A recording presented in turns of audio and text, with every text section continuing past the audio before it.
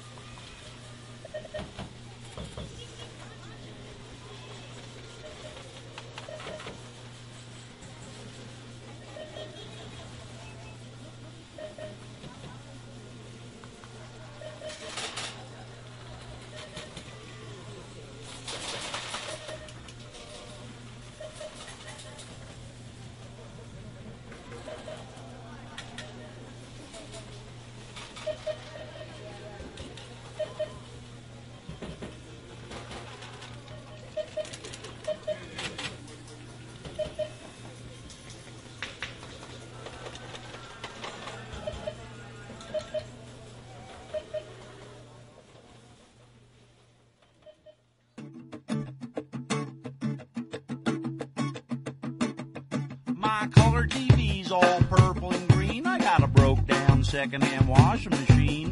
Whenever it gets bored, it decides to flood. I drive a taxi cab for minimum wage. I worry about the bills I can barely pay, and I finally decided being poor sucks. Being poor sucks. Being poor sucks. No matter what you got, seems like you never got enough. Being poor sucks. Being poor sucks. It's generic beer, generic cigarettes. Your girl splits in some strange Corvette. Your lottery tickets are all losing bets. Hey, being poor sucks. Got an old cat blocks. I got 2 guitars, but they're both in hock. I caught athlete's foot from my cheapo thrift store. Shoes for rent this month. It's a real tight squeeze. I've been ordering cheeseburgers without cheese, and I got a big case of it. Being poor sucks blues. Being poor sucks. Being poor sucks. You're almost out of debt when some weird new expense comes up. Being poor sucks. Being poor sucks. It's generic beer, generic cigarettes. Your girl splits in some strange Corvette. Your lottery tickets are all losing bets. Hey! Could somebody out there please buy me a drink? Hey! Buy your own drink! Being poor sucks!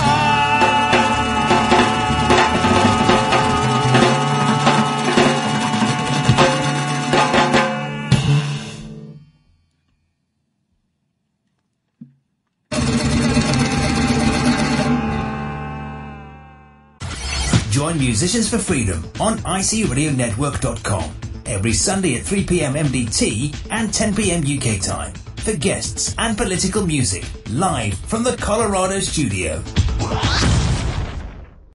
Hi, this is Detlev, Musicians for Freedom, and we have wonderful people today on this show on Sunday. And remember, we are starting a little earlier than we usually announce in our jingles, but we'll clarify this soon.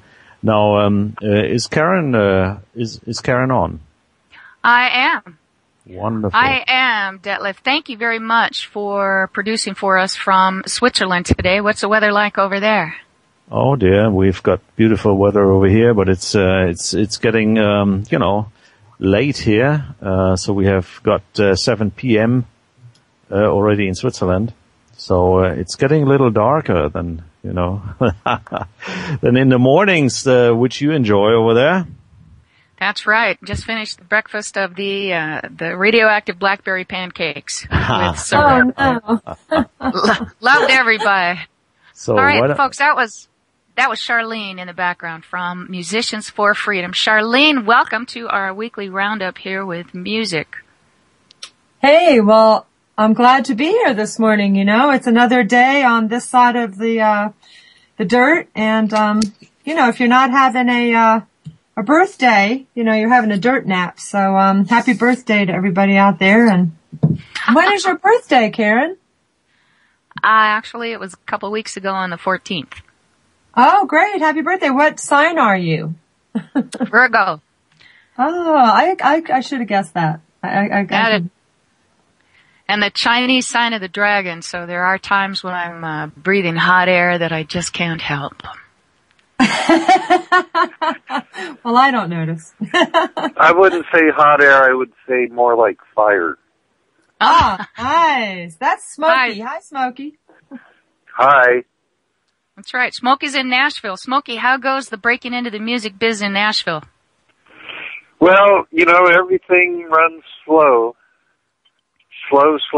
It runs at its own speed, but I'm just plugging along here.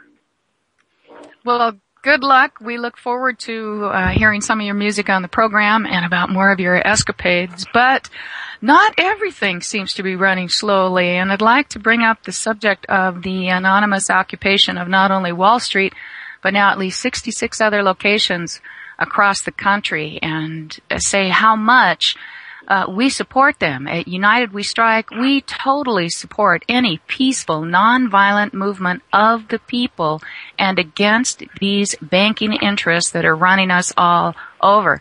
Now, last night they arrested about 700 people, over 700 people who were occupying the Brooklyn Bridge. However, what's interesting about this story is the police were very nice leading them onto the bridge where they could corral and arrest them. And many protesters are feeling like this was purposefully done.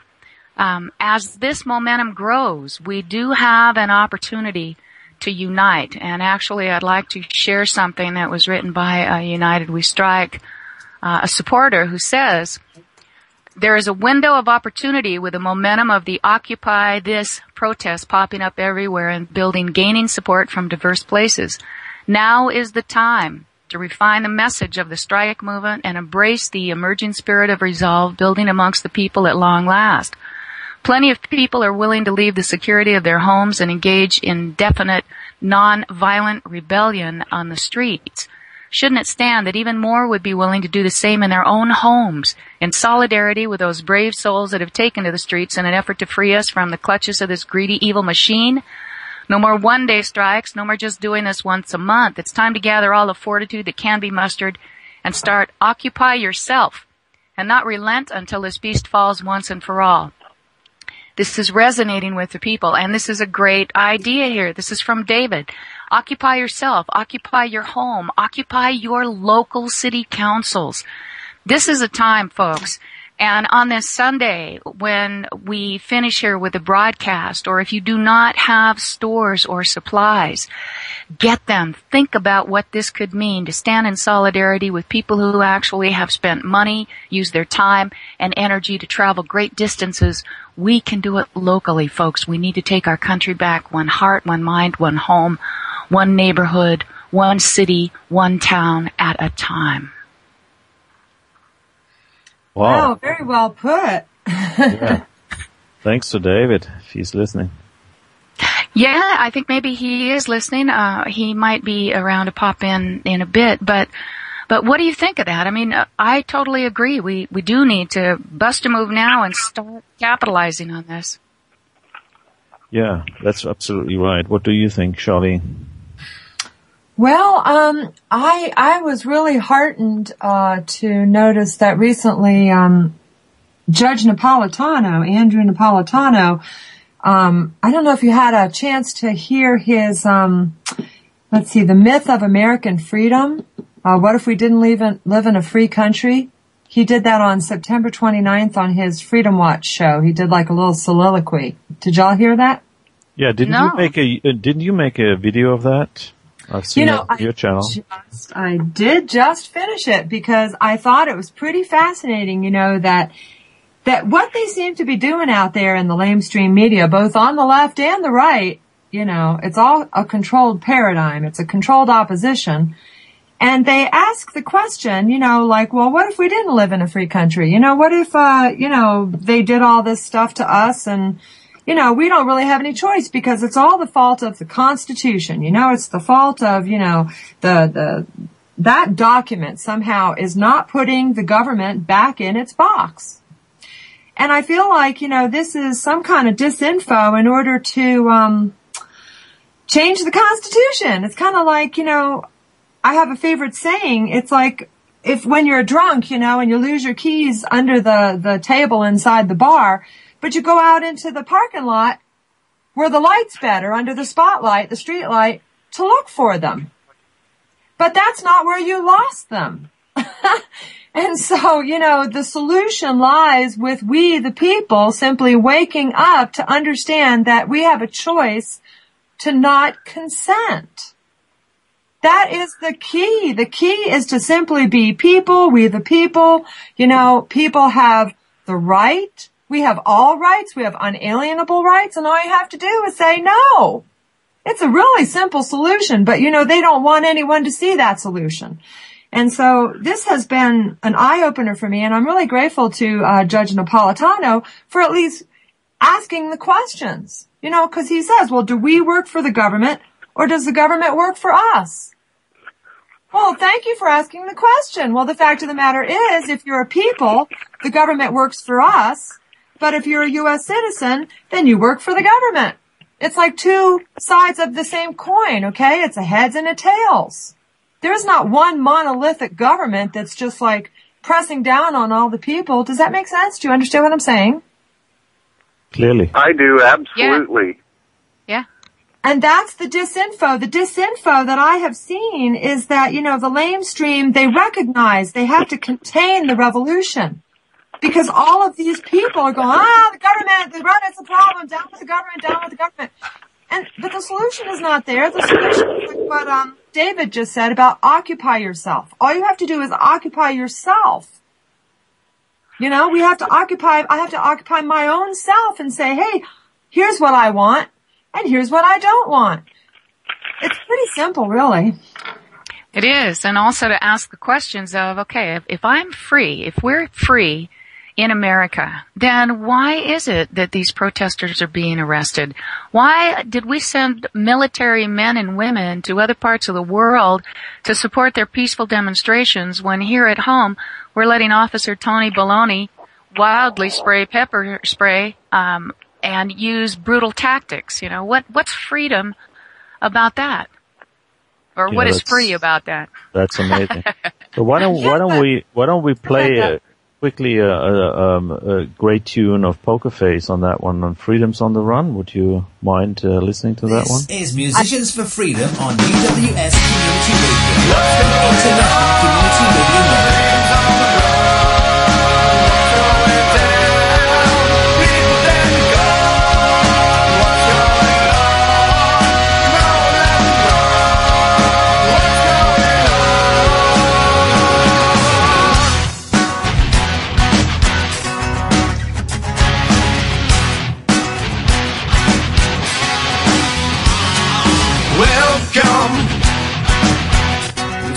New World Circus. Come in to a homeland near you. Jack boots and billy clubs are gay fashion. Marching to Obama's commie fascination.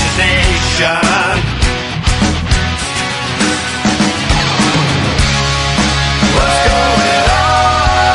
Things on the run. What's going down? People dead and gone. What's going on? No, let me run. What's going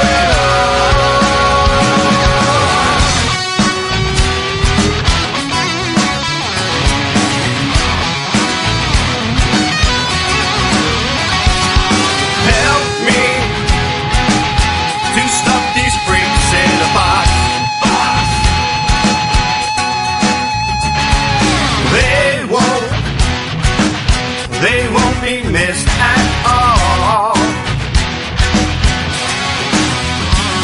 Imagine this world free from their disease. Someday there will be true rest and peace.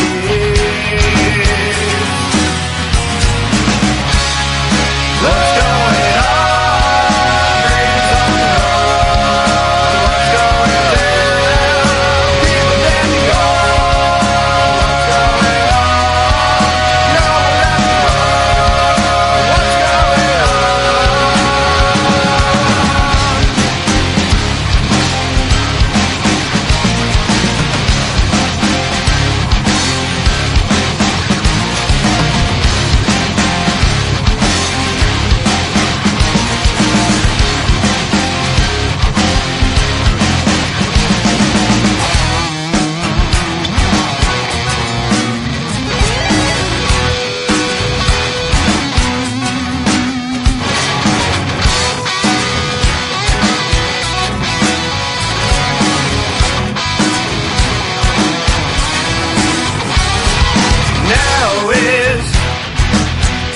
Time to stand up and fight.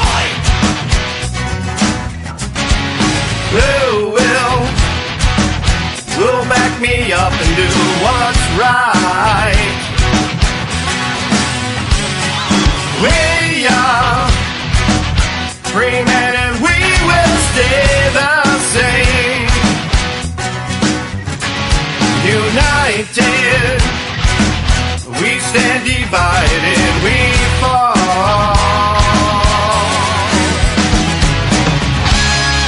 What's going on?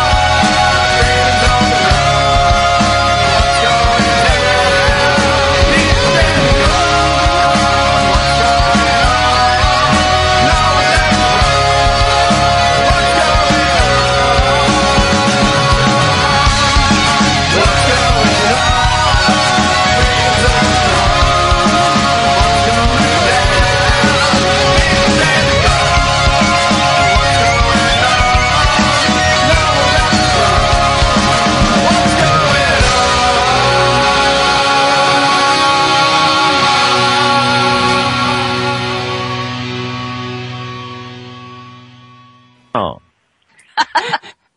Welcome back, everyone. I'm Sharlene. I'm with Musicians for Freedom, and we're here today with Karen, who's in Oregon, and Detlev, who's producing out of Switzerland. Everybody there? Hi. Hi. Hi. Hi. Hello. Oh, and Smokey in Nashville. How's it going, Smokey? I'm doing well. How are you, Sharlene?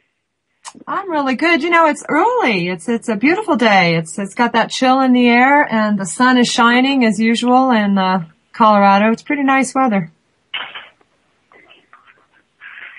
So today we also, pardon me? Yeah, that's great. Great to hear. I would like to be over there.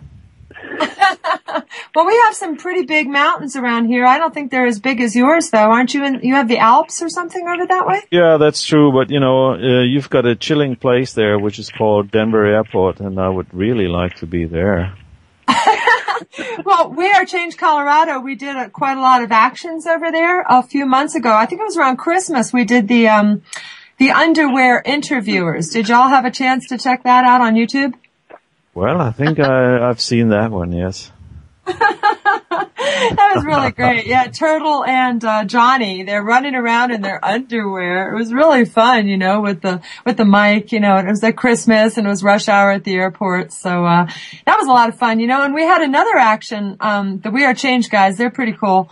We went to a Newt Gingrich event when Newt Gingrich was here a while back. He came to the Ellie Calkins Opera House, and we strategically positioned ourselves in the balconies. And when Newt Gingrich came on stage to talk with the editor of the Denver Post, we all started chanting, "Newt is New World Order! Newt is New World Order!" It was awesome. And the whole place, we had the whole Ellie Calkins Opera House just up in arms, booing, you know. It was awesome. You have to check out that YouTube. That's a good one. Why don't we just listen to that applause here? Oh, yeah. That was a good one. Great stuff. Hey, splendid. So today we're going to call Burt. I think we have Burt on the line already. Yeah, Burt should be there. Burt, are you there? I'm here. I'm here, guys. Oh, how's it wonderful. going? It's going good. Enjoying the beautiful day in the Rockies. Yeah, so what's going on with your case lately? So, what have you got planned? So yeah, it's been an interesting week. One thing that we definitely learned is that you absolutely do not ever want to be represented by an attorney, even if the attorney claims to be your friend, even your mother or your father, because they really cannot do you any justice without compromising their interest, which has been given to the legal system. And the attorney that I was trying to get to help me, not as an attorney, but I wanted to just have him help me kind of like on the side as an advisor, basically refused to do that because he feared putting his license on the line.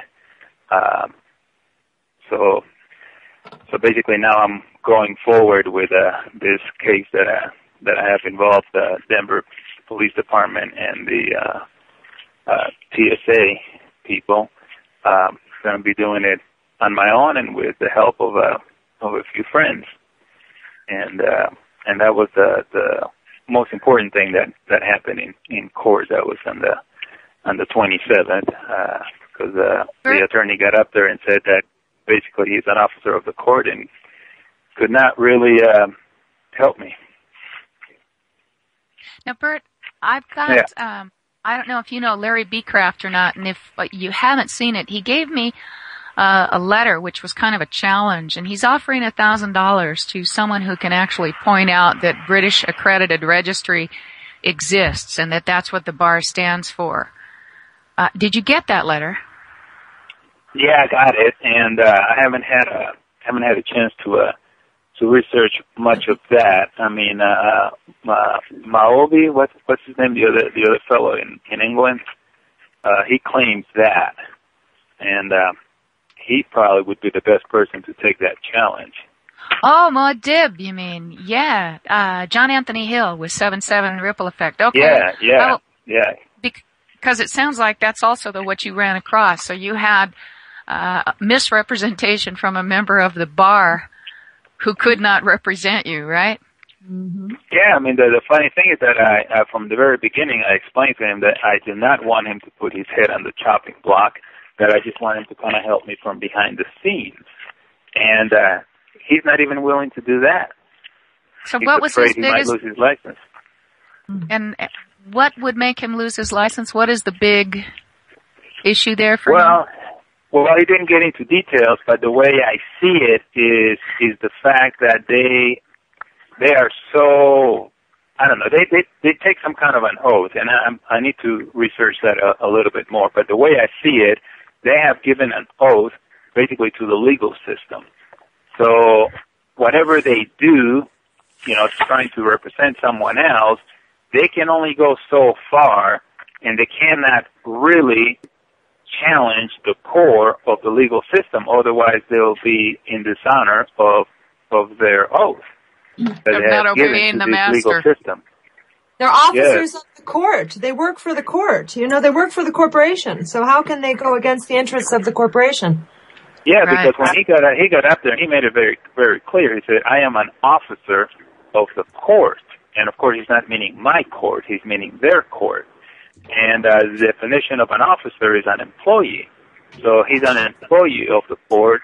So therefore, he can never. No attorney can ever really give you full defense. He can only protect you up to a certain point, as long as it doesn't damage the interest of the court or the corporation, because that's all what the court really is. That is just something, isn't it? We're all led to believe that this court system is going to serve us. Smokey, I think that's maybe you moving stuff around. There's a mute button on our telephones, and I've forgotten here earlier too and did some typing. I apologize for it, but there's a mute button on the phones and on the window down here as well to mute out some of those background sounds. But it is amazing. We're all taught to believe that this is the way you go through the procedure, and all it is just another door to the slaughterhouse. Yes, and then the thing that I was having a huge conflict at the moment, because I really wanted to have this guy helping me from behind the scenes, because obviously he supposedly knows the system and can maybe shed some light on the potholes that we might run into if I end up going to court, to trial. And but after what he was telling me and making it so clear, when I was actually standing next to him there in front of the magistrate, my whole body went into shock. I think my blood pressure must have gone off the scale, because I got to the point that I couldn't hear. It felt like I had pillows next to my ears, and I was told by my wife that that's a symptom of your blood pressure being super high. And so I felt like I was going to explode. That's how angry I was, Wow. And I don't remember ever feeling that way. It was like my whole body was rejecting everything that was going on around me. And the best I could do at the end, when everything was said and done, I just said, "I object." And the magistrate said, "Well, your objection is on the record." So now my next move is to enter a motion for a motion hearing, and then to have all my motions that I filed so far read in open court, and then give them a chance to basically counter all my claims, which is basically my question is going to be, you tell me which of these claims I do not have a right to claim.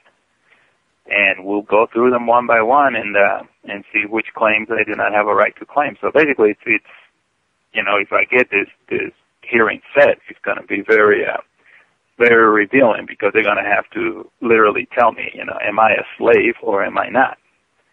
Well, also, I think you should really make it a point to let them know what this is doing to your physical body, in terms of if it's raising your blood pressure like that. I would put that in there. Undue stress. That's worth at least another ounce or two of gold. At the very least. Yeah. I would think, but But yeah, I mean, I'm gonna bring up a couple of other points, because basically right now I feel like I'm on parole, basically. You know, I bet. That at any moment they can just throw me back into their jail. You know, and that's not right. You know, that's not right at all. Well, you know, you can tell them you will file $1 million suit against them if they do harm to you.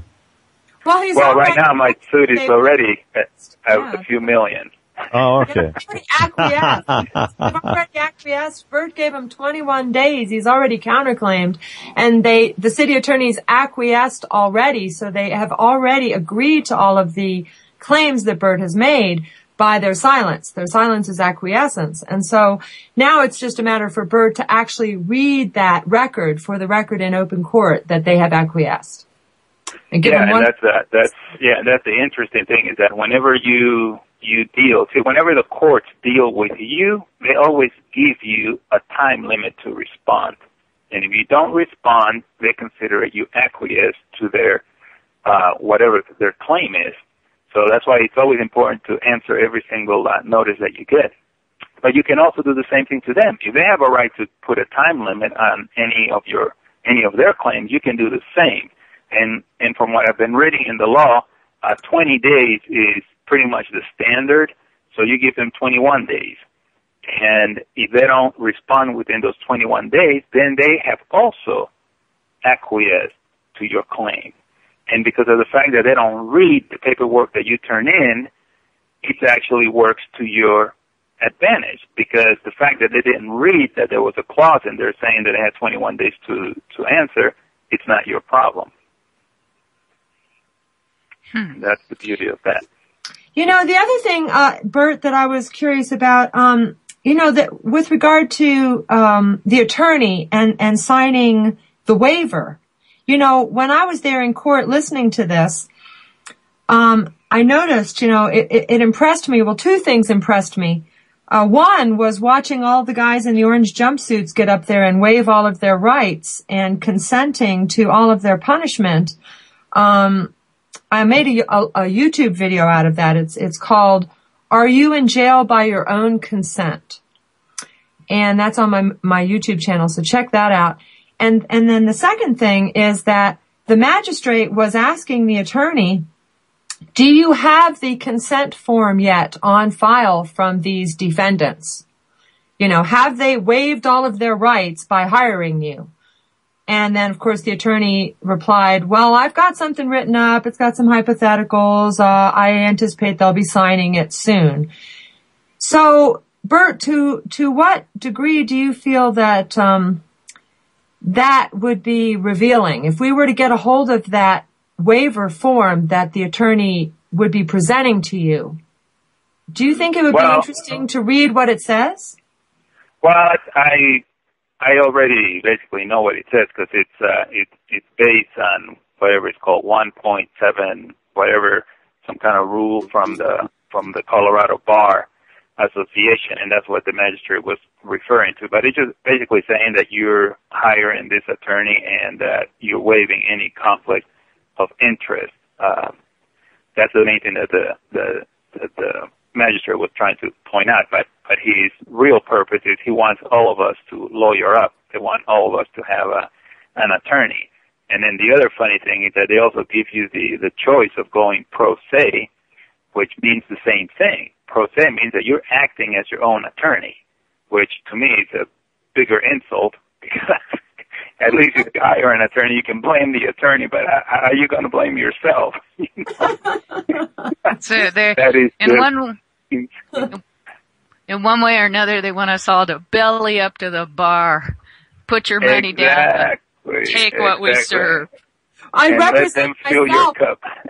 I'd represent myself, but it would be a conflict of interest. I mean, think about that. I mean, the idea that there'd be a conflict of interest, that you have to waive your rights when you hire an attorney because it's going to be a conflict of interest for the attorney. I mean, is it not as clear as it could be that they represent the corporation and not you? And so why would anybody hire an attorney? Not for this anyway, not for a defendant type of situation. Yeah, and I mean, the part that just makes absolutely no sense is that when you hire an attorney, that is 100% conflict of interest because he works for that corporate court.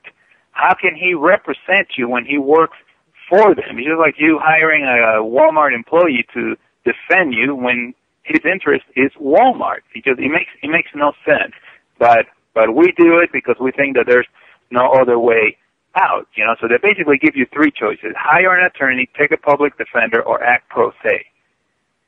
And there's actually a fourth choice: is I am here to speak on my behalf on this matter. I don't have to take any kind of a legal position. You're under no contract to take any legal position. Well, the reason, and it has everything to do, Karen, with the straw man. It really, that's the deal, is that if you're playing a game of chess and you're the people, the people, they're off the board. They're not put, but if you hire an attorney immediately, you're a token. The only way that an attorney can represent you at all in the game of chess is if you are a token. Then the attorney pushes your token around, your pawn or whatever. You have agreed to be a pawn in the game, and once you agree, you are indeed a pawn, because the corporation are the kings and the queens and the bishops and the knights and the rooks. The crooks. You forgot the C on that. Yeah, exactly. And the feds as well. So why don't we have a quick break here and listen to what Neil Fox is saying? Would you agree? Oh, indeed. It's a great song. It's all about money, and money is nothing. So why don't we listen to this one? We'll be right back.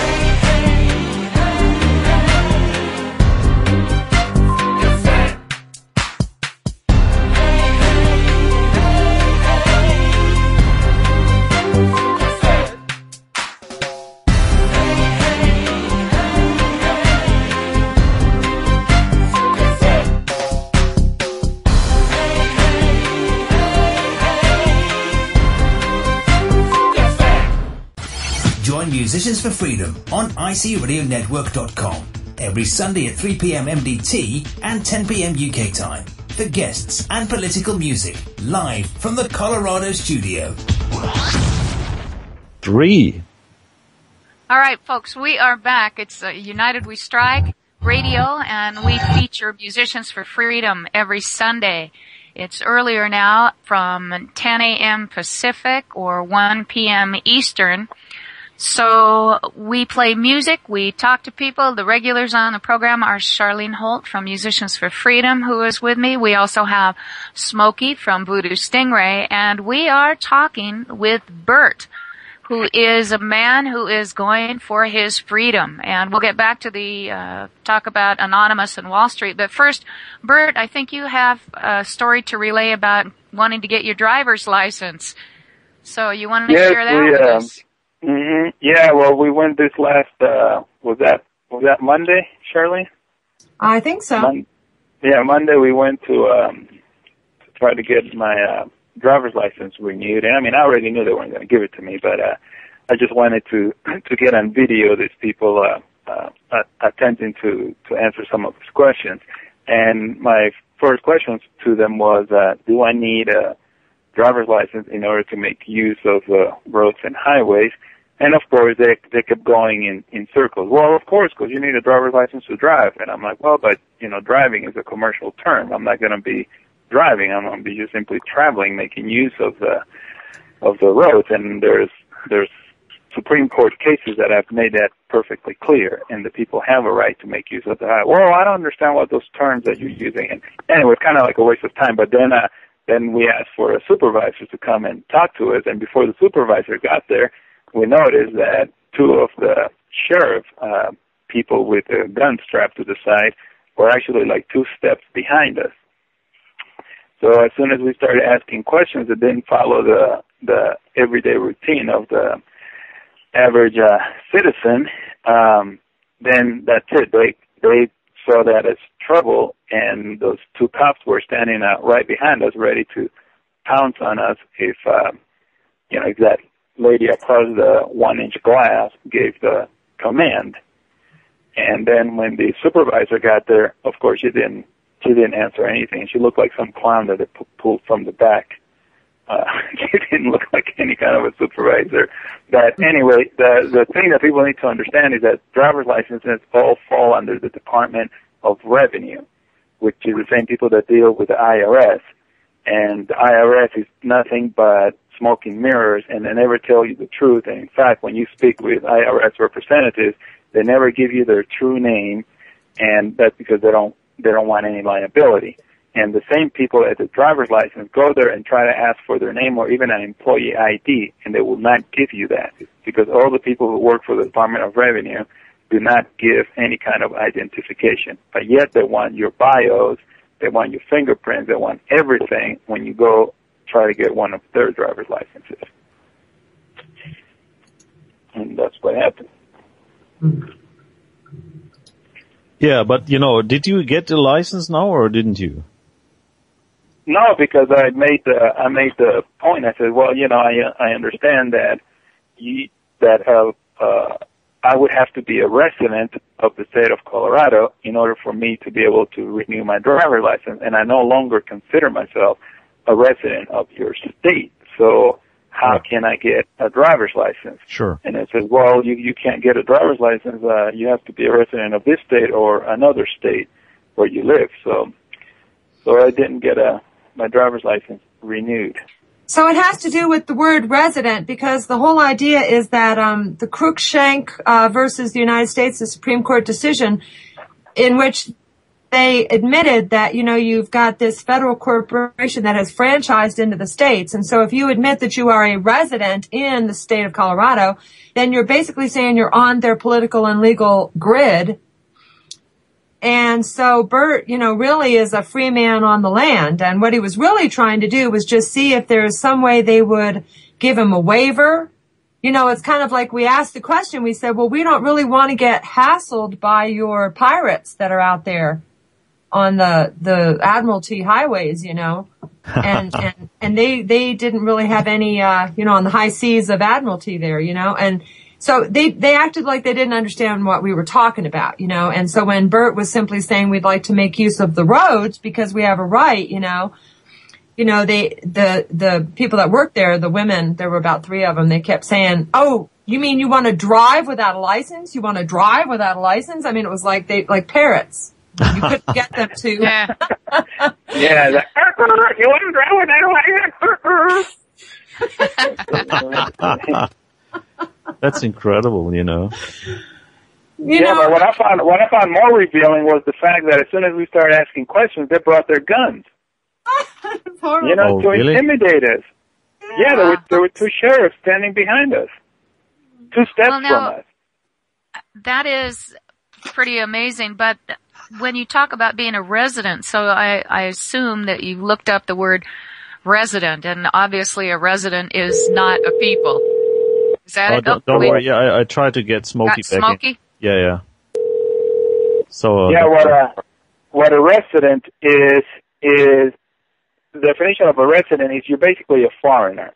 Wherever you say that you reside, you're there. Could be a permanent arrangement, but it's still temporary. So when you say that you're a resident of whatever state you live in, what you're actually saying is my home is in Washington, D.C., but I'm hanging out here in Colorado, gaining the benefits that's being allowed to me by this corporation known as the state of Colorado and all its lower municipalities. That's what it means. That's why they always want you to say that you're a resident, because when you say you're a resident, then that means that all their legalities apply to you. And you even see it in like your water bill and in your electric bill. They say they only have 2 rates for you: residential rate or commercial rate. So people automatically go with residential rates. But there's actually, and that's what I'm trying to prove, there has to be a 3rd rate, and that's a people's rate. And right now, that's what I'm fighting with the water and electrical, because I'm neither one of those. I'm not under commercial, and I'm not under resident, so there has to be a 3rd one, a people's rate. Mm-hmm. And my whole goal with this is to get it to the point to where I can take them to court and issue an injunction to get them to cease to do business here until they clarify their benefit for the people. Wow. So all these little steps that I'm doing is just laying a foundation. It's like I went with Sharlene and we registered our fee schedule, and once I get it back from the county with a stamp, which should be in another week or so, I'm going to take that copy and deliver it to the city attorney. I'm actually going to take it to the court and find out who the head judge is of their court here in my county, and to the sheriff, and I'm going to let them know this has been filed, so this is a notice to you, and if any of your cops, if any of your courts attempt jurisdiction over me, you're going to pay me my fees, which are here, and my fees right now is very modest. It's like $1,500 per hour and $1,500 per stop. So if they want to deal with that, then, that's their choice, but they will have to meet me in a court of record under common law. Yeah. Now, what's the definition of common law, Burt? In your opinion, what is that definition? Well, my opinion of common law is basically the law of the people, the unwritten law. And what's funny is that when you read through because right now I'm reading through the Colorado statutes looking for certain things, and every now and then I come across it. They have it written in there. They say, like when you go to court, you can demand what kind of law you're going to be under, and you have to describe the law that you're going to be under, and you need to bring the law with you if you want the court to operate under that law. And they have in there common law, unwritten common law. Now some attorneys, when you talk to them about common law, they have a different definition of common law. They say common law is judicial law, but common law is unwritten. The only written document related to common law is actually the Magna Carta. But common law is unwritten because every time you go before a jury of the people, nothing else matters. The only thing that matters is what is there before that jury and their decision.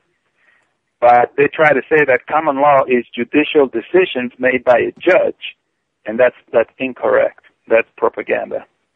That is interesting because I'm under the impression that common law is intrinsic and is basically just fulfill your agreements and do not encroach upon another's ability to do just that. My rights end where yours began, and if there is any harm that is done, it has to be actual harm to a person or a place or a thing that can be remedied through right action. Exactly. Mm-hmm. Yeah, exactly. Yeah. The three basic points of common law is physical injury, and that's like you said to a man or woman or a child, and property damage. Somebody breaks your window or whatever, and contractual fraud. Those are the 3 points of true common law. And in fact, they also apply to legal law. But the problem is no one ever takes that stand. I mean, when you violate a statute and no one was injured, they have to provide the corpus delicti, which means they have to show a body of damage, something that happened. And no one ever stands on that basic right, because if all attorneys did that, there would be nothing to argue in 90% of the cases. Wow. That's amazing. Well, you would think that the lawyers would be able to make enough money, representing corporations and companies and, just taking care of other forms of the law and legal business and not have to make money off of the people, the poor people who smoked a joint or, the 20-year-old who had a drink because it was her birthday and she's not 21 yet, I mean, it's amazing what goes before the court and the people that are pleading guilty, signing up for anger management, signing up for domestic violence classes. It's insane. If you just go to a courtroom sometime and just go sit there and listen to the insanity that's going on. I wanted to scream.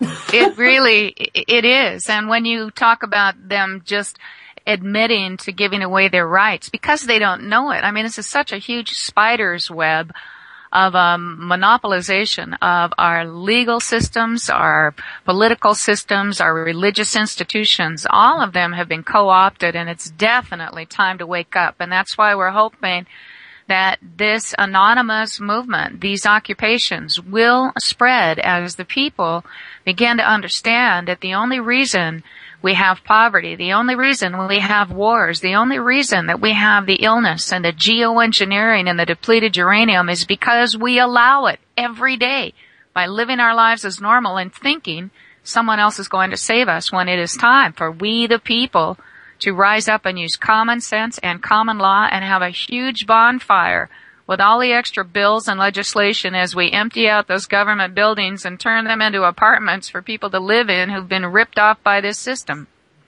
Mm-hmm. Yeah, and then here's another goal that I have is I want to put together like 30 to 50 people here in my state, and anyone can do this in any one of the 50 states. You get a group like that, because 30 to 50, that would be kind of an impressive piece of paper with all that many signatures on it, and you take that paper and you deliver it to each and every one of the so-called representatives of your state, be that Senate or Congress, and you notify those people that if they ever pass or vote on anything that could injure you as a people, you will hold them personally responsible for X amount of money or X amount in prison. And you'll see how those people will start acting a lot more cautiously. And the way that works is, from what I understand, is you have to be a people. I mean, you really have to not be a U.S. citizen because a U.S. citizen has waived our rights in exchange for privileges, and we're really legally and politically impotent, which is why your misrepresentatives totally ignore you. Okay, the only way to actually hold them accountable as people personally is for us to be people personally, for us to all to get off the board, off the monopoly board, and stop being the tokens on the board. Well, we've gone so far, though. I think that we're more in a position where if it is possible to capitalize on this momentum, to go local, to occupy our courthouses, our city councils, our sheriff's office, Instead of us having to travel thousands of miles, our corruption is in our neighborhoods. Here in Oregon, they've shut down forest roads that were open to the public, which made it much easier to deal with fighting the fires and everything else. But this is part of this bigger nefarious Agenda 21 plot, and they were having hearings where now they've just said they're shutting down hearings because they weren't getting the right answers. So forget all you people out there. We know what's best for you, and we're not even going to allow you to come in and raise your voice. Well, this is so beyond what is acceptable for a so-called free people. We truly need to wake up. We truly need to embrace Anonymous and this action of freedom that is going out there now, and we need to do it quickly because we do have an opportunity here to seize this, to ride on this wave, and hopefully to help it wash away this corruption. Mm-hmm. Well, and you know, I mean, the key word of what you said there is it's local. I mean, we need to start doing all these things local. And you don't need that many people. I mean, if you get, let's say, for example, you get a group of 30 people, and they make it a habit of running a stop sign in front of a cop to where they get like one ticket per week for a whole year, those 20 people right there could cost that county corporation hundreds of thousands, if not millions of dollars, just by them fighting those stupid tickets, you know? And all they have to do is stand there as a people and not consent to their jurisdiction. Make them prove it. If you get enough people in a county doing that, you could actually almost shut down the courts and then continue to educate the people in your particular county, because the whole goal of this thing is to get enough people educated so that when you put a jury together, you will have some people in there that have some sense of what their freedom is, because the whole jury system is also corrupt because they are filling the jury with citizens of the United States. So you have slaves on the jury. It makes no sense. You cannot get a fair trial when you have the slaves of the masters making a decision on you when you're going against their master. It makes no sense. Oh my God, one of them escaped. They escaped, and then they want to hold you in because they're too afraid to escape. And so it's like that Stockholm syndrome where they have been bonded to their oppressor, and it's like, oh, here's Burt trying to escape. You know, he's not going to get a fair trial from a jury that is like intimidated by the system that way. Well, Exactly. Education is critical, but now I think that we've reached a point where if we really can focus on our individual local political authorities and follow the trail, I think they need to prove that they are worthy of holding office, because most of them need to be fired. They're traitors. You know, we need to get rid of corporate personhood. We need to get rid of lobbyists, and we need to totally cap multinational corporations. Need to be a thing of the past so that we can get back to rebuilding within our local communities. Yeah, but we can do all these things, but we have to do it. We have to literally challenge them and then sue them. We have to take them to court. And then when you go to court, you demand a court of record working under common law, and you want the jury to be seated with non-government subjects, with non-corporate subjects, which will be very difficult for them to do. So that's why you also want to educate as many people as you can, and you want to, that's another step for me, is you want to give them a list of people who are not subjects. Because the thing that they do is they'll say, well, we can't find those people, so we can't put a jury together for you. But if you give them a list of people that are in fact people, then they have a source of where to pull a jury of people.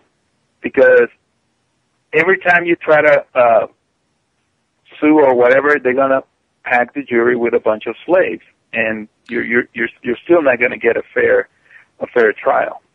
Well, what about now some kind of massive people's movement against the brutality of our so-called civil servants, meaning the police departments, like this officer Tony Baloney? Why are we, the people, sitting here watching our brothers and sisters, mothers and fathers who actually have the courage to get out there being arrested and manhandled by the people who our tax dollars are going to pay for it. Why are we paying for this madness? And what's your suggestion on that, Burt? Well, this is the other thing, is that people don't realize that you actually have the right to arrest a police officer. Okay? That's actually a legal right. Okay? It's written in the law. Actually, I was just reading that yesterday. But you actually have a right. If you believe that police officer is violating that man's right or that woman's right, you can arrest that officer. Okay? And now he has to go to court and prove that he was not violating that man or woman's right. And if that man or woman that was being violated says, no, yes, I was being violated. Okay, bro. Now it's all you guys' word against that cop. So you just have to exercise your rights. And once the cops realize that wherever they go, people may just arrest them, then things begin to change. There's a county somewhere, and I thought it was in Oregon. Yeah, I thought it was in Oregon, where the cops are actually afraid to go too far because I guess some cop was arrested in the middle of the night at his home by a bunch of people.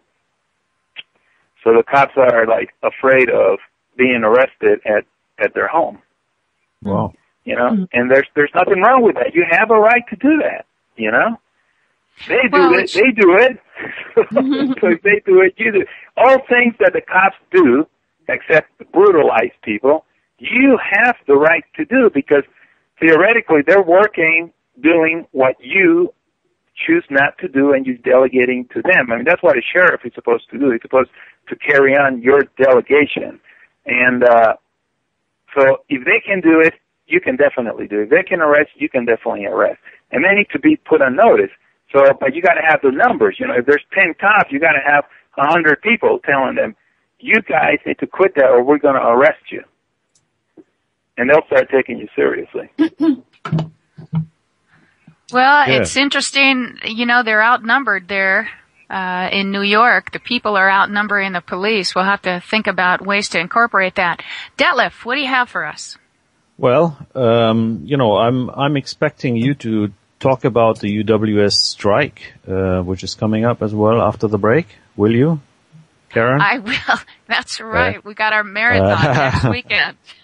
Yeah, well, keep it on to you until after the break, and we'll go into a quick break, and we'll have Voodoo Stingray's Hearts in the Right Place, and I think this is all now dedicated to the people in New York, helping us to fight cruelty and injustice. So stay tuned. We'll be right back. This is Musicians for Freedom on UWS Community Radio and the International Community Radio Network.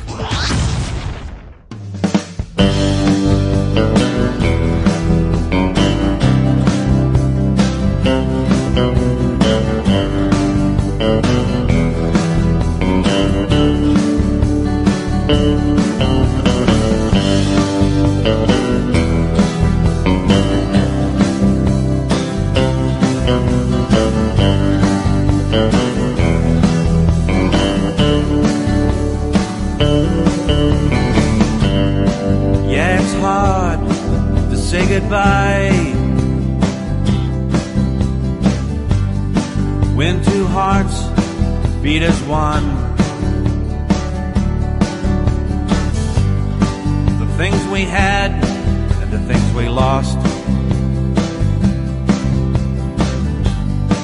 doesn't matter much at all.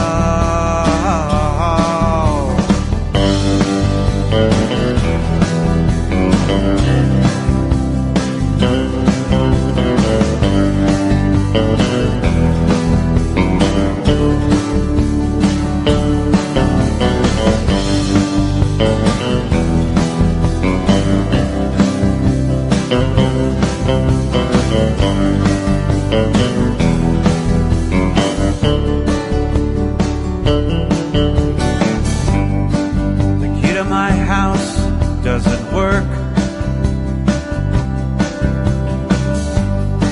Empty rooms and empty halls. we had and the things we lost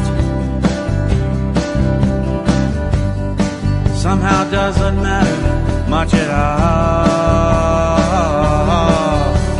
Hey now, hey now, hey now, I had nowhere to hide.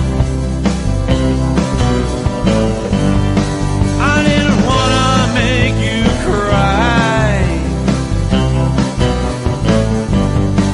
and your heart, baby, baby, is in the right place,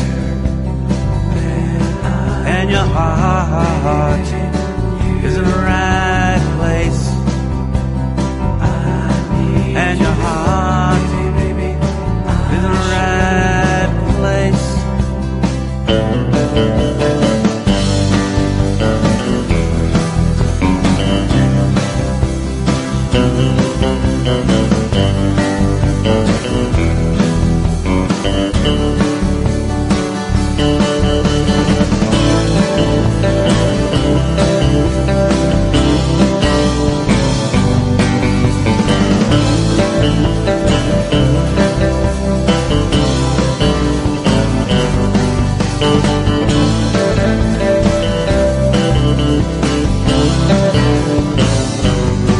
And your heart, baby, baby, is in the right place,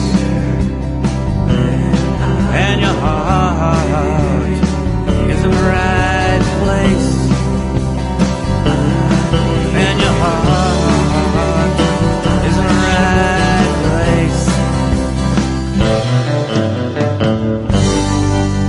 Join Musicians for Freedom on ICRadioNetwork.com every Sunday at 3 p.m. MDT and 10 p.m. UK time for guests and political music live from the Colorado studio. Welcome back, folks. This is Karen from United We Strike and also from taxfree15.com. It is Sunday, October 2nd, already October.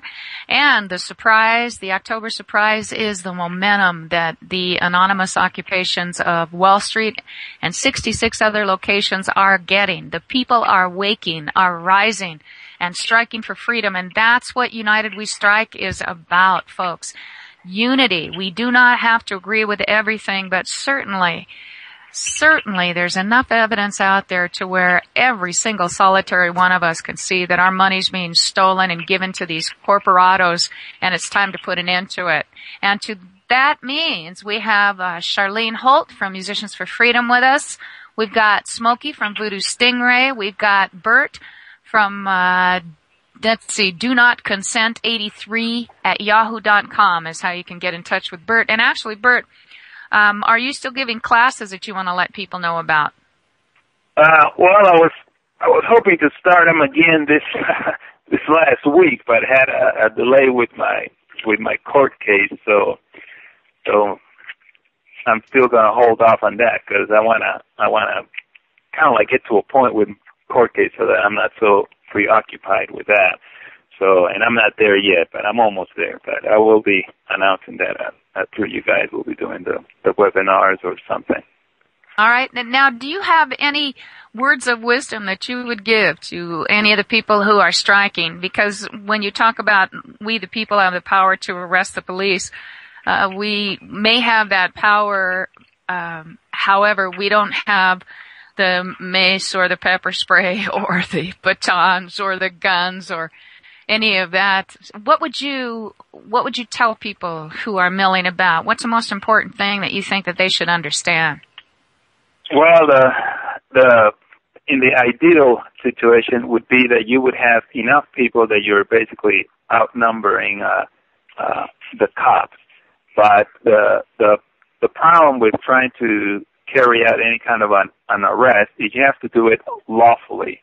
And from what I've learned, as soon as you get a big group of people, these people start getting the mob mentality, and then things can get out of control very quickly. So you would have to be very careful where you're going to exercise that right to arrest someone. But I personally don't. I'm not crazy about going and doing demonstrating. I believe that energy should be exercised more into educating the people that are around you, in your neighborhood, wherever you are. And if you're going to have any kind of a demonstration, I think it should be a demonstration of people out in public educating each other, and then the people walking around you would be like, oh, what are they talking about? And then you might attract more people that way. Because whenever you're out there demonstrating, those cops are watching you, and they would love nothing better than to see some kind of violence so they can come down on you and arrest you or injure you in some kind of way. But the truth is, you do have the right to arrest officers that are, either preventing you from exercising your right to speech or your right to gather. You have all those rights. But you just have to be very careful, and you would want to have a certain number of people maybe assigned to initiate the arrest, and then for the other people to follow. But it has to be very, very well organized. But the thing is, you just have to know that you do have that right. Just like the cops can arrest you, you also have the right to arrest those cops if they're in fact violating someone else's rights. Well, that's the whole reason behind United We Strike when initially we started putting this out, when I started putting this out, is that you take a huge chance when you put yourself out on the street to be provocateur, to be photographed, to be dealt with at a later basis by these police people right now who have been brainwashed into thinking that they're doing their jobs when actually their job is to protect the banking interests. So we always have encouraged people to go local. I think the time for massive showings is in our local areas when we have heard of someone who's been arrested for something as ridiculous as trespassing in an international airport. That's when everybody needs to show up. And when they're saying, do you give your rights away? Do you understand? We need to really take over our local courtrooms, our courthouses. We have such a huge job of cleaning up so many criminals right under our noses, right in our backyards, right in our neighborhoods. That's where I'm hoping that people will take this anonymous initiative and start looking right in their backyards, because when we leave our homes, we leave them vulnerable, and now is the time to start cleaning that up and also to talk politics. One of the things that I've been kind of concerned about, people talk about the possibility of Anonymous being co-opted already. Now, I don't know. It's hard to know anything anymore. I do know that regardless, we have to remain true to the principles of integrity, of really being true to ourselves and understanding that if we follow the money, the picture is very clear. It's eugenics, depopulation, it's total tyranny and slavery. As long as we allow ourselves to be turned into criminals for speaking up against a criminal banking cartel. My husband says that now is the time, instead of the policemen beating us up, we should see those policemen having perp walks with all those Wall Street criminals being marched out. And let's throw Cheney and Rumsfeld and Rice and Wolfowitz, Kissinger. So many criminals need to be arrested instead of focusing on people who just want to turn their world around and make it a peaceful place. Smokey, you've been kind of bouncing in and out here. Let's give you some time to add your thoughts here. Yeah, I think we sort of lost him again. Well, but nevertheless, Karen, we should stop calling those places ports. Burt has explained this to us on our last Musicians for Freedom session. They are not ports; they are stations. Yeah, Burt, remember you were sharing that with us before about the Burt port. Yeah, we need to stop calling the airports ports. They're air stations. They're places where you go and you make use of the airways, because a port is in fact a commercial place for commercial transactions, and when you make it such, then you are giving jurisdiction to whoever the authority is for that part of the grid system. So even when you get a ticket from the airline, you got to make sure that those words port are scratched off or deleted from any paperwork that you have. But I wanted to get back to this thing about demonstrating in public and all that kind of stuff. what we all need to understand is that when all these people gather together in public to demonstrate, the reason they're taking such a huge risk is because they are out there acting as citizens, okay? And citizens have a privilege to exercise freedom of speech, okay? But because it's a privilege, it's actually limited. And as soon as you step over that line, they can arrest you, they can beat you, they can shoot you, they can do anything because you are working under a privilege, okay? And you don't have unlimited rights because you're acting as a citizen. Now, if you're acting as a people, now you have unlimited right of speech unless you hurt someone or damage property or create fraud. But when you're acting as a citizen, you're taking a huge risk because as a citizen, everything you do is working on a privilege which is very limited. But they don't always tell you where the limit lies until they arrest you. Now, how do you declare not to being a citizen, rather to be the people? Well, that's the step that I'm trying to follow right now. And one of the first things I did is I try to make it as well known as I could by notifying the secretaries of the big corporations that I'm, in fact, no longer acting as a corporate citizen. And I gave them 21 days to respond or acquiesce to my notice. And my notice is an oath and affirmation, which is actually written in all the laws. Anything done under oath and affirmation is basically truthful. And someone would have to also do another document under oath and affirmation to say that your oath and affirmation is in fact a lie or it's false. So whenever you do anything under an oath and affirmation, someone else has to step up, and say that you're lying. And no one in the government is going to do that. Because if you're saying the truth, they cannot step forward. Otherwise, they will be personally responsible for attacking your oath and affirmation. And that's the other point is when you start going down this road of being a people, the one thing that comes to the surface is honor. When you work as a people, you must be honorable in everything that you do, which means lies have no place in this movement. It has no place in being a people because people must operate under honor, otherwise nothing works. That's why the legal system is so corrupt because they don't operate under honor. They work under statutes. There's no honor in statutes. Now, you sent your letters to your state attorney general and to the Secretary of State of Colorado and to the United States Secretary of State, Miss Wonderful Hillary Clinton. And well, I wouldn't use that adjective, but he's honorable. Nice honorable move there, Burt. He calls the magistrate honorable too. Yeah, and then that's the other thing too. Whenever you're dealing with cops, I know this is very goes against the grain of a lot of people, but you must treat them as though they're acting honorable. Everyone around you must treat them as though they're acting honorable.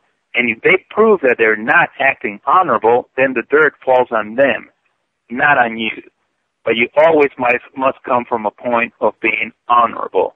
And then when they don't act honorable, then you can express that to a jury and say, look, I acted very honorable with these people. I gave them all the chances in the world, and they chose instead to kick me in the face. If you think that they were honorable, then please, by all means, rule in their favor. But if I was acting honorable, then you need to rule in my favor. And that's what always has to be in the back of your head when you're dealing with these corporations, because if it ever goes in front of the jury, you must always take the high ground of being the honorable one. Mm-hmm. Well, that's clear. So that's what you would do, Detlev, is essentially you would find somewhere in your community to file a notice of claim and right and a fee schedule. And you would say, I am a people. Let it be known that I am a people created by my creator God, some otherworldly, other dimensional entity who has created all people. And so we, the people, are the ones with the power and the authority over any kind of government that we would authorize. And then you would let me just jump in real quick. And I mean, like, the way I did it, I mean, I went before a public notary, which is actually a legal officer. But the best way to do it is if you could go to your church, for example, where you have, you know, a bunch of people, 100 people or whatever, and you say, I want my congregation here to take my oath. And you, in front of, you know, a bunch of people, you say, I'm taking an oath here, an oath and affirmation that I no longer choose to be a willing participant in the corporation, whatever you could call the United Kingdom Corporation or the Switzerland Corporation, whatever it is, and I choose not to be one of the people. I choose to be a free man among the free people in my country, on my land. And you can get as many of those people to sign that piece of paper, and that thing is solid gold. That piece of paper is solid gold. You don't have to take it before a public notary. You just need to have at least 3 people sign it, but the more people that could sign that piece of paper of yours, each signature makes it that much heavier, that much powerful. And that's where you start, is by making that oath and affirmation. And then you start notifying all these corporations around you, you know, starting with the sheriff department and all those people, that they need to leave you alone, otherwise they will have to pay the fee schedule that you will include inside this oath and affirmation. Well, so you have to notify them? Yeah, so Karen, to answer your question, that's the honorable thing to do. Burt, let me jump in. So the answer, Karen, you asked about what could these folks do, the anonymous folks, or let's say We Are Change.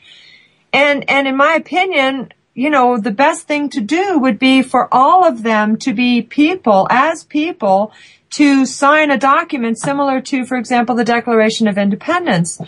And kind of like what Bob Schultz with the We the People program was attempting to do, you know, but you have to be people. And you have to do it under notary and under oath as people and not as U.S. citizens.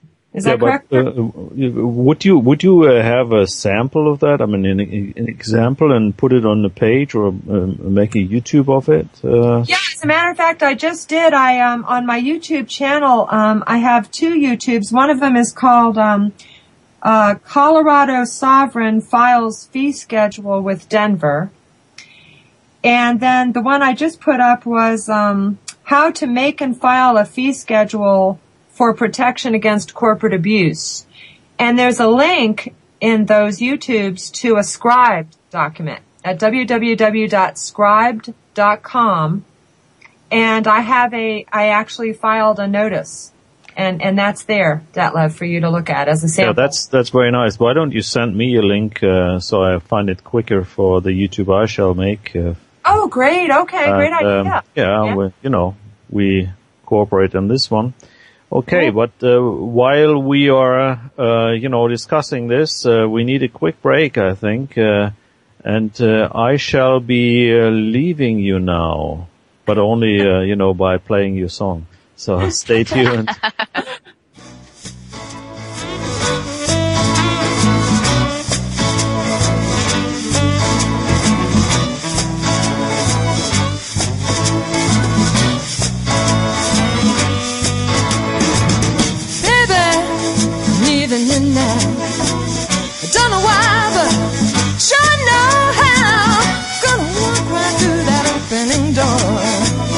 Find a man who can give me more. Yeah, darling, you know that I try to do the things that keep you satisfied. But every time I want to get close to you, you always pull away. It's always what you do. This time it's not up to me to decide what a thing will be. This time it's up to you, so tell me.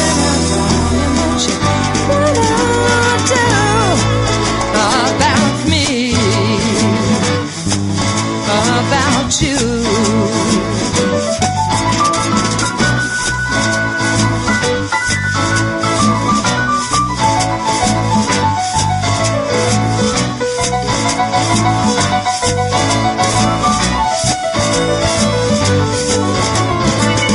Yeah, darling, the times that we've shared have made me so happy, but It's a self-fulfilling prophecy. If you don't give yourself, you know I'm bound to leave. All the ghouls from our past, they're haunting us now, pulling us down. All the memories of love gone wrong. All the old hurts and pains keep coming up now, again and again. How long will I wait for you? Hey, baby, how long will I wait for you?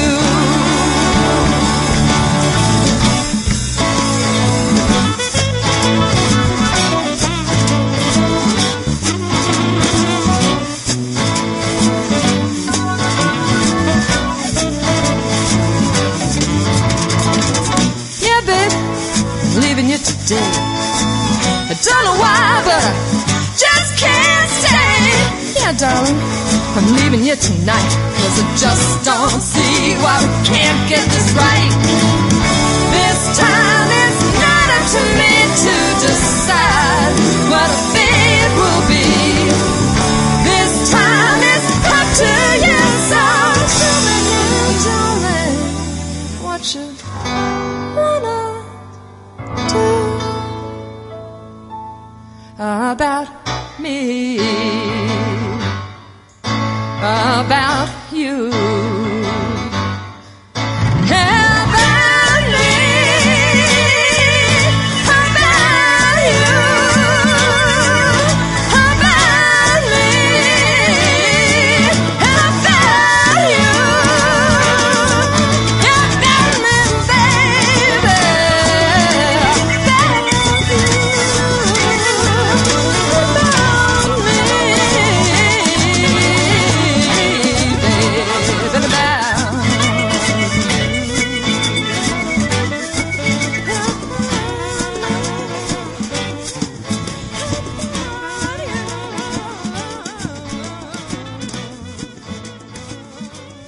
This is Musicians for Freedom on UWS Community Radio and the International Community Radio Network. Hi, this is Detlev of Musicians for Freedom and WakeNews.net and UnitedWeStrike.com. And we do have Karen here with us, and she has actually promised us to talk about the United We Strike radio marathon, which is taking place very soon. So, Karen, are you on? I am, Detlev, and you will be part of this. The second Saturday of every month, we have been holding a marathon, encouraging people to pull out of the system for one day. We've participated in our own Flash Crash the Fed, and right now I want to thank each and every one of you who have participated. And our slogan is, don't buy, don't comply, ask why. Don't buy anything from multinational corporations on the 15th. However, the whole goal is to amp it up and be off the system as much as possible and to be able to strike in support of this movement against the banking cartel and system. So don't buy anything from multinational corporations or anything you have not researched for yourself. Look around you. Times are changing. Prepare yourself to be off the grid, be able to strike at a moment's notice. And strike is not a dirty word. Strike is to gather collectively in order to be able to bargain against oppressors. And I know that some people think, well, unions are bad too. Yes, they've all been co-opted, but the initial understanding of a union was to give voice to the many who are being abused by the few in power, which is exactly what our world is. So next weekend, on the 8th, we are having our marathon, and we will be starting with Detlev in German for 2 hours. Detlev has a program. Actually, Detlev, why don't you tell folks about your program that you have weekly in case we have any German-speaking people out there? Oh, there are lots of them, most probably millions. At least potentially, okay. So no, it's really, that's the case. I have listeners, listening to my German program from all over the world. So I have, people from Brazil, from, Australia, from South Africa, from Canada, from the US even, who are listening to my program, which is taking place twice a week on Tuesdays and Thursdays. And it's local Central European time at 4 p.m. to 6 p.m.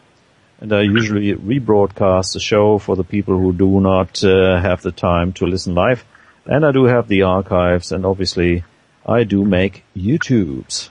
So, if you're interested, just visit my webpage, which is wakenews.net. So I appreciate you coming on board. Yeah, but nevertheless, I do participate in English speaking as well. Once in a while, don't I? You're really good at it, thankfully.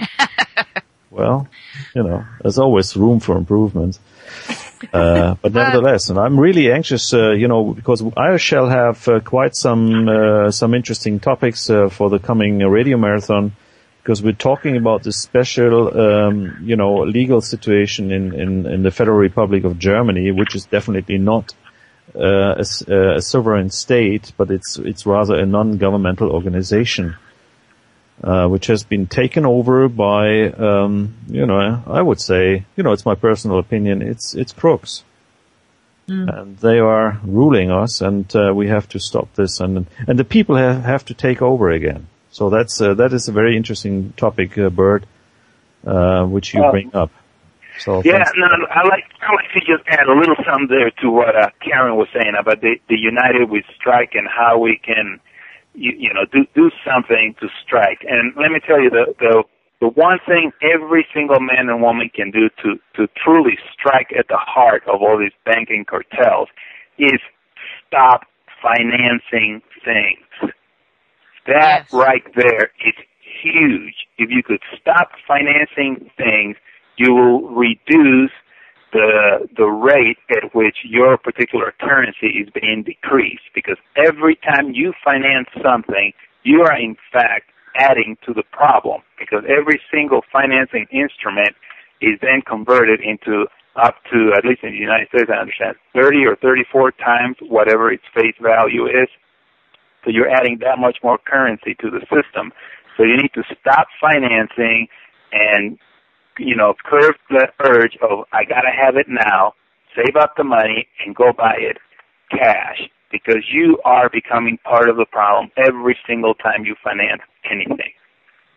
There you go, Burt. And that's also why right now it's important to be looking around ourselves and to see this momentum rising and to understand we have a chance here to recreate our world through withdrawing our support from these systems that don't work and putting it into systems that will, creating our own common law courts, turning our back and making this federal government obsolete. It is a parasite and it needs to be broken, and it is our God-given right to freedom, and it's also our duty to stand up for freedom and to educate others. Sharlene. Yes. I figured you were back and you probably had something to add to that now. Well, I have one question. Hi, Smokey. And Smokey. I'm back. My phone keeps going in and out. But anyway, how does one go about obtaining a mortgage then to purchase something large such as a house? Or does that relegate one into... Well, whenever you get involved in any kind of a mortgage or whatever, you are, in fact, becoming part of the problem. Now, right now, I'm in the process of trying to get a complete understanding of how the mortgage scam works, and I've already spoken with at least a couple of realtors, and one lady who has been a realtor for over 20 years, and she had. I've enlightened her on a few other things, but she just recently bought a property, and I asked her to please pay attention to the order in which all the documents were presented to her, and she did. And it's true that when you mortgage something, they first make you the owner of whatever the thing is. Then they create a note, and they exchange the ownership for the note. Okay? But in reality, once you sign that deed, if you were to be able to get up and walk from the table, you actually own it, because they make you the owner first, because you then become the grantor. You cannot grant something unless it belongs to you. So you grant that property to back up the note. And then after the note comes the agreement, which is the one that you sign to agree to pay for that note. So once enough people start exercising some of this knowledge in all of this paperwork that they do, and if they approach this paperwork from the point of view of a people, which is one of the many things that I'm trying to do, is then the whole system will have to change, because the whole reason that they charge you this high interest and all these things when you go mortgage is because you're getting the mortgage as a citizen. And as a citizen, by law, you can be extorted. And interest and all those things that they put on your loan is in fact extortion. And you're signing and you're agreeing and you're taking it with a smile. Thank you, sir. May I have another? Mm-hmm. Small, so there is a cure. There is a cure.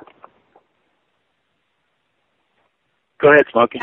Did that answer your question? Well, that was, yeah, it's just, if you're trying to buy a house, it's hard to get a house without a mortgage. Well, it is, but see, the reason that all these houses are so high in supposedly price is because we're all playing the game. So what you would want to do if you want to try to buy a house is go to the mortgage company and say, well, I'm going to buy this house as a people, not as a citizen or a subject of the corporate jurisdiction. What program do you have for me? And if they say they don't have one, you say, well, you must have one because you're carrying on business on my land. So you cannot discriminate me because I am unwilling to be a citizen of that corporation. I am, in fact, if you want to call yourself a citizen with a capital C of the state that you're in, you can do that. And that's actually better than the United States. But they cannot discriminate against you because you refuse to enter into a contract with that corporation known as the United States. So you have to then be willing to take them to court and sue them for discriminating against you. That's one of my next court appearances that I'll be doing down the road, because my belief is that they are in fact discriminating against people. They make it much easier for you to act as a citizen, and then once you start acting like a citizen, you just keep playing the whole game. But in fact, they must have a program for the people, because the people were the one that created everything. So they cannot discriminate you. But you have to take that stand and be willing to back it up in court. Does that make sense? Point taken. So. Yeah. You have to stand up for your rights and claim your rights as a people once you escape the citizenship. Yeah, because what they do is whenever you want something that's lawful, they throw basically a paperclip in front of you, but they try to make you believe that it's, it's a 10-foot, log that you have to jump over. But in fact, it's just a little paperclip that you can just walk over it, But it's all done by intimidation, and then we believe that the intimidation, in fact, is huge. But it's not. It's just all pretend, because it doesn't exist. None of that exists. It's not real. It's not real. It's like the Wizard of Oz. That was the whole that was the point of the Wizard of Oz, right? Dorothy and the wizard had that huge persona, and he scared them. And then, when you pulled back the curtain, Toto pulls back the curtain, the wizard is like all trembling and scared, and he has to run away and get in his balloon and leave. Pay no attention to the man behind the curtain. It's all smoke and mirrors, man. That's all it is, but we are so propagandized. I mean, it's really amazing. Yeah, and we just have to challenge. I mean, like one of my other easy steps that I'm going to do here pretty soon, I'm going to go and open a bank account in a people name, in my non-capitalized own name. And if they refuse to open the account in my Christian name, then I'm going to sue them, But we have to challenge. We have to ask questions, and we have to challenge. If we don't challenge, then there's nothing that we can do. Who are we going to blame? Because their whole goal is to extort every single cent that we have. And then once people begin to realize that, in fact, they don't own anything, and that's what I double-check with all these realtors that I've gotten acquainted with, is that they agree. Whenever you buy a house, you're not, in fact, buying anything. You're buying the interest in that house. That house will never belong to you. Right. And you're also assuming the responsibility of keeping up all the licenses and fees so that it can be turned over to the government at any time they choose. I don't want to buy property because of that. I see clearly now how we cannot own anything. All we do is say, yes, I'll pretend that this is mine. You allow me to pretend that this is mine, and I'll pay all of your service fees. And here comes the smart meter, and here comes all the rest of the rules and regs that you cannot do, and pay me to have a lemonade sale on your front lawn. And I just can't see doing that. Anyone out there that's listening, look at your deed. Look at the paperwork that they gave you when you supposedly bought your house. You are in fact called a tenant. And if you look a little bit further, like 3 lines down, you will see that your county is in fact a trustee of your whatever it is that you thought that you bought. And if the county is your trustee, well, you have a right to fire that trustee, because that trustee is supposed to be there to work like as a guardian of your property, you know. So you have a right to fire them. You know, this is all like super obvious things that is right there staring at you at your face, you know. But no one takes any actions, you know. And I have one friend right now that is actually in the process of taking some action on some of these things. Well, education is crucial, and right now I'd like to encourage people also to go to AmericanFreedomBooks.com. That's AmericanFreedomBooks.com, where you can download the first 2 chapters of Charles Irwin's book for free, and you can look yourself into lawful versus legal, because it's the legal system that has totally trapped us now into giving away our rights and into becoming nothing more than collateral on the debt here.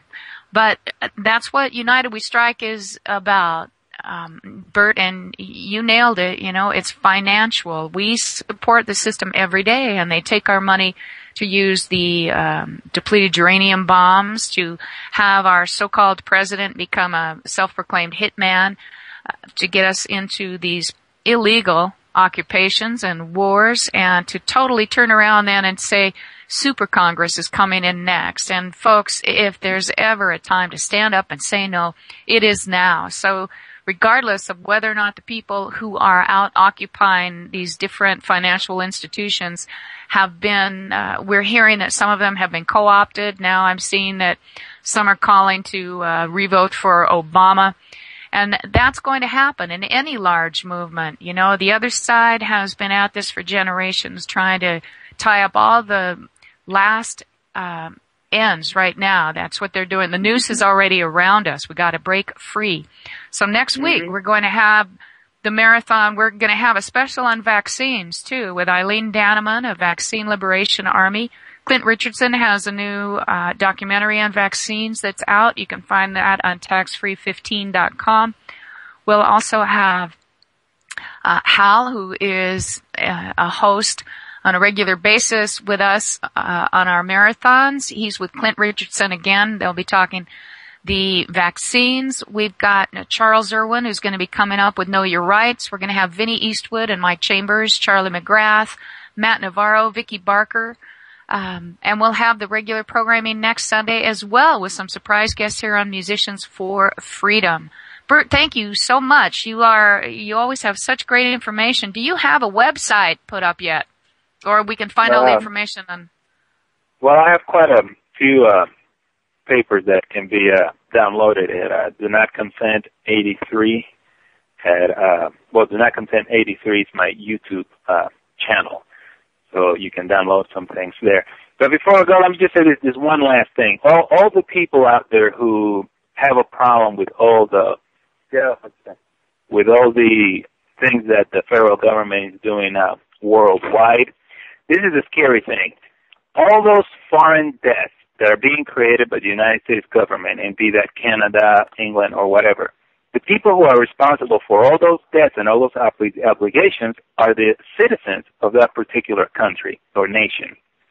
So if those people that are holding those debts want to collect on those debts, they will come and knock on the door of every single citizen, and they have a lawful and legal right to take either everything that you have to compensate for that debt or even take your body to compensate for that debt, because your representatives, in fact, do represent you, and they are not responsible for what they do in your name. You are. So everybody needs to keep that in mind. Yeah, well, that's great stuff, Burt, and we are looking forward to having you back. Now, before we continue, and we do thank you very much, and please get in contact with Burt. We want to have a quick song here, and that is "Streets of Rome." And then, you know, there was once a Roman Empire, and that went down as well. So, but this is a cool one by Jerry Ferguson. So please stay tuned. We'll be back in just a few minutes.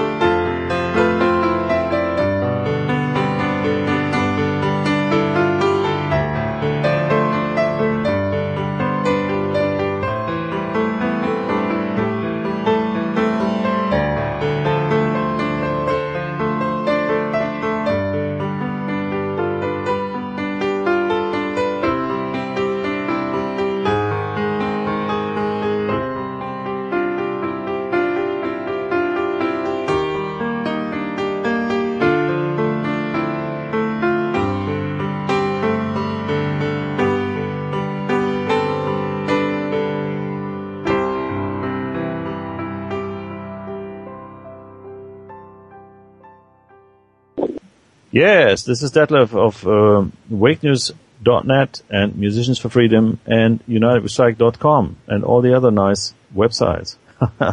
So we are back in our show today. Is the 2nd of October. So Sharlene and Karen and Smokey are in the room. So please go ahead. Hi, Detlev. Yeah, hi. So please go on. Say what you are planning to do next Sunday.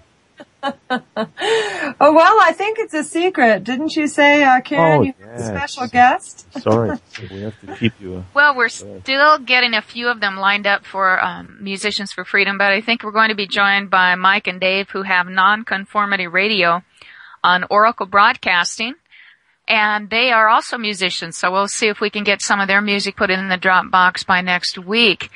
Now, basically, we are... The whole feeling at United We Strike is unity, regardless of what nation we live in, what color we are, what religion we belong to.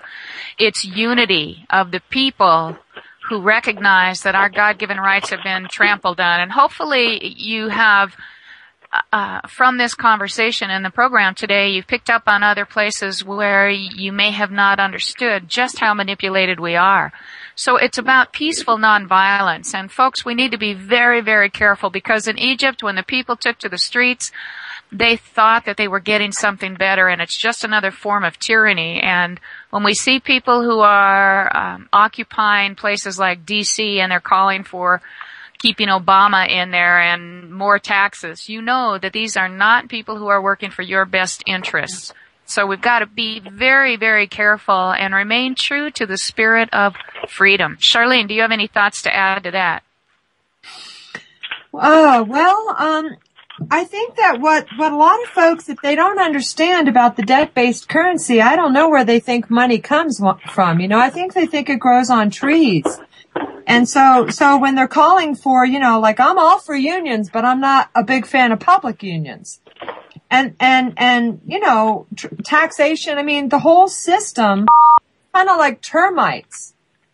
What we have is termites, and we are paying for more termites to be brought in to occupy the basement of this house that, you know, we call the America. And what's happening is every time we go, well, we need more of this and more of that and more of this, you know, and they just keep bringing termites, okay? And then eventually the house is going to just fall into itself. It's all going to collapse. And the only way really to remedy our situation, I feel, is for each of us, each man or woman, you know, to spend less of the Federal Reserve notes. You know, like what Burt was saying a little bit earlier here is to, you know, to really not, you know, get those credit cards and not, you know, buy those expensive cars, you know, with, you know, big mortgages and loans and stuff. You know, we have to just live a little more simply. And, you know, I guess that's the whole idea of the green movement, you know, and God bless them, you know, the folks, the Zeitgeisters and the folks that are concerned about the flowers and the plants and the air and the sky and, you know, the green world that we live in, you know, because the best way to get rid of the banksters and this whole fiat currency system is to just stop calling for more of the fiat currency, you know, to live much more simply. Because if we don't regulate ourselves, the New World Order is waiting in the wings to regulate us. Well, actually, to the green movement, we have to be careful there as well. I mean, sure, we do need to be accountable individually, but let's face it, the corporations are what are destroying our planet. The military-industrial complex, corporations who use profit over people, they need to stop. And the idea that they can buy their way out with carbon credits, which is nothing but, you know, helping Gore get rich with Ken Lay was involved in it. So we just have to be careful. We have to be aware. And especially in the green movement, you know, don't get one of those light bulbs that has mercury in it. Everything is so convoluted nowadays, but we are coming down. We just have a few more minutes. Now, Smokey, do you have any thoughts that you would like to add here? Well, you're absolutely right with don't buy the compact fluorescent lights. A friend of mine approached me about doing some electrical work in his house, and he's going to keep it for a while, so I'm steering him toward the new LED lighting, which, you know, brings a whole different concept to lighting in the house rather than the old-fashioned, incandescent lights. It's a much more decor-friendly, but you got it here again, you have to think about outside of the box. So what are you finding as an electrician? Well, he's real receptive to it, so that'll be my first one. And since he's a musician, he's going to go for all the far-out stuff, too. And his lovely bride is an artist as well, so they can think outside the box. And I haven't really researched it since that was Friday night in which I spoke with him, but that's the direction that LED lighting is going. More on the ambient type, creating an atmosphere mood in your house rather than like, you know, you've got the living room lamp in the corner and the fixture on the fan in the middle of the room. The Better Homes and Gardens aesthetic. Right. You can actually, you know, more like the futuristic space lighting that one would see, like maybe not so much the sterileness of HAL, but some of the other spaceship movies where the lighting was more ambient and it created this whole mood. Diffuse. Well, we do have a lot of things that we need to learn about, and if we're not being IMF'd, we're being EMF'd. So, Smokey, thank you for taking care of some of that for folks. Right. Well, plus the LED lighting can all be low voltage. It doesn't have to be above, 24 volts, really. Mm-hmm. That's interesting. Sounds good. That's just the system everybody's, been designing around.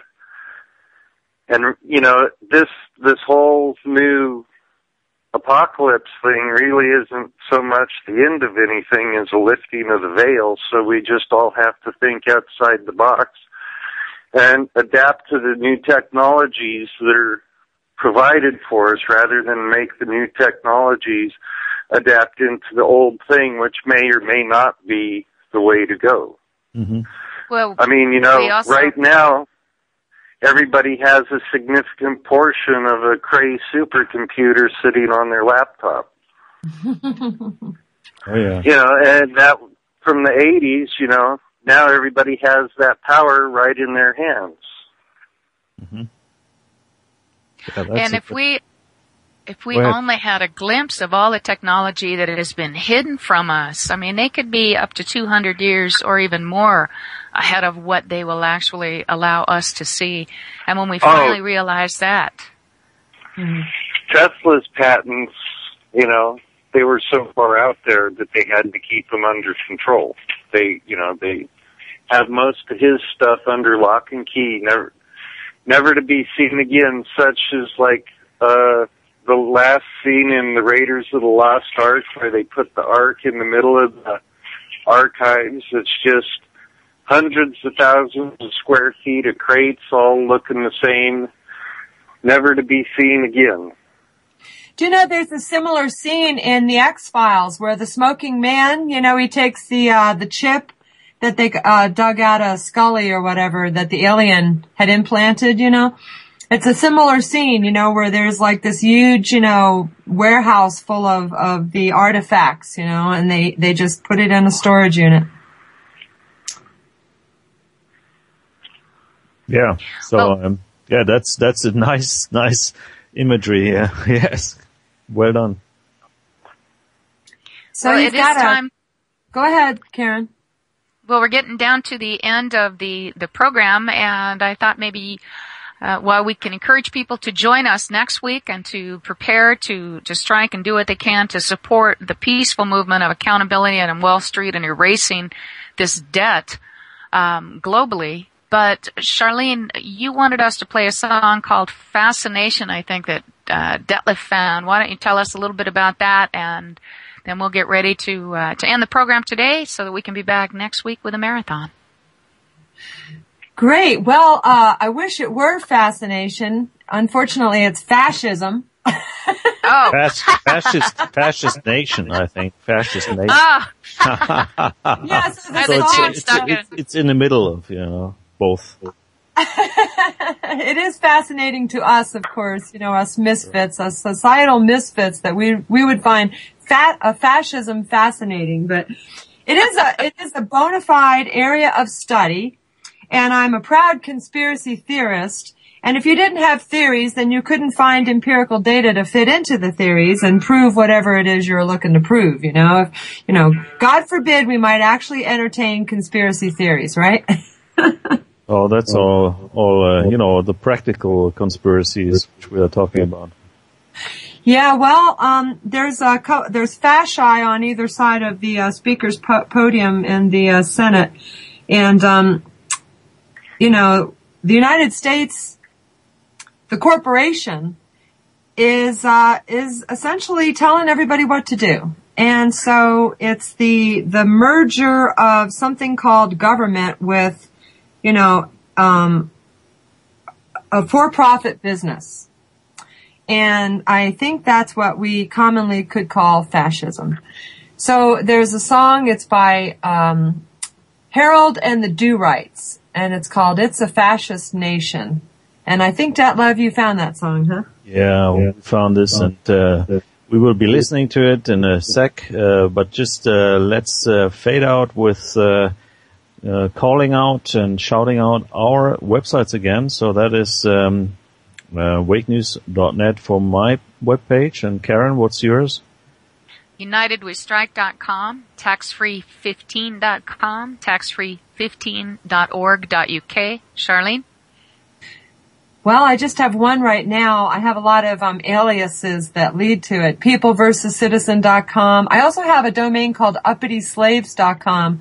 Pretty much all of them are pointing to musiciansforfreedom.com. Yeah. And Smokey? And mine is voodoostingray.com. You can find all our songs and download our music. Wonderful. So great, and don't forget you can reach Burt. He's also working on websites and whatnot at donotconsent83@yahoo.com. Yeah, great for that. Thanks a lot. And we will be doing rebroadcasting. So if anybody's interested to listen to it, we'll have a little music in between, and then you can listen to the whole show again. So stay tuned, and we'll see you next Sunday. And don't forget the United We Strike Radio Marathon on next Saturday.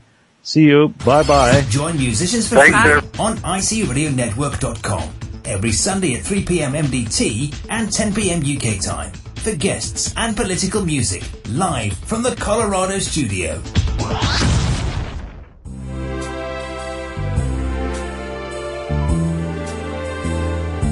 It's a fascist nation,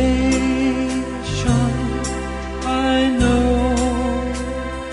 All the corporations are running the show.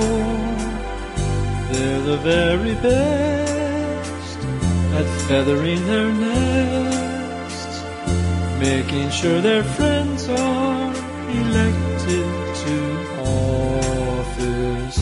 It's a fascist nation, I know. The laws protect the fat cats who pay all the dough. What are we to do when both parties are paid off? It's a fascist nation song. It's a fascist nation, I know. To the world's greatest nation, resources must flow. Whom we overthrow, you don't need to know. After all, we're with us, or you're with the terrorists. It's a fascist nation, I know. All the other nations we must control. We're the only ones to be trusted to do right. Surely God is on our side.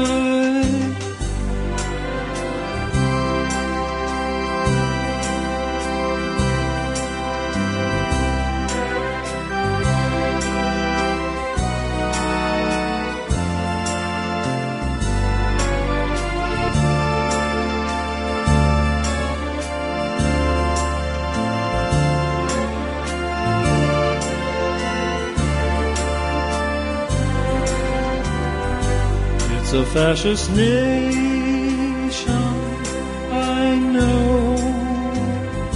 Finding enemies, it will prosper and grow.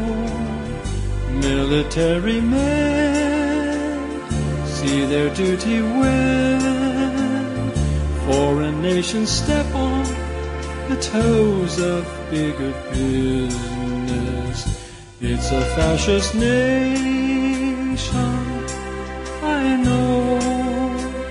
I know the news may come as somewhat of a blow, but you need to trust us, and then, God willing, our fascist nation rules the world.